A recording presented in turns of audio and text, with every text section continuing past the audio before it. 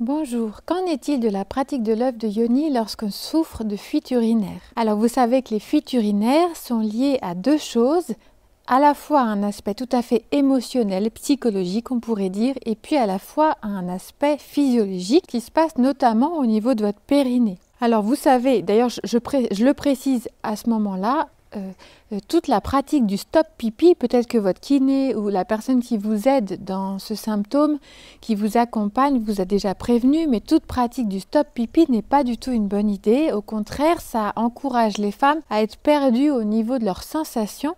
Et donc parfois, vous allez uriner sans complètement vider votre vessie, ce qui va encourager justement cette histoire de fuite urinaire. Ce type de pratique, c'est pas le mieux, mais en revanche, effectivement, une pratique de l'œuf de Yoni peut tout à fait être adaptée puisqu'elle va vous aider à retrouver une certaine tonicité de votre périnée, ce qui va vous permettre de retrouver confiance en vous, de pouvoir retrouver une vie sociale si vous l'avez perdue, de pouvoir vraiment vous sentir beaucoup plus à l'aise dans ce qui est de l'ordre de votre assise.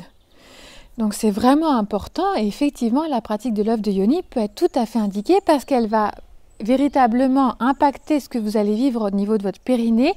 Vous allez pouvoir à la fois accompagner les choses sur ce que vous vivez au niveau physiologique et puis au niveau psychologique aussi. Vous allez pouvoir travailler sur ces émotions qui viennent interférer là et créer ce symptôme-là.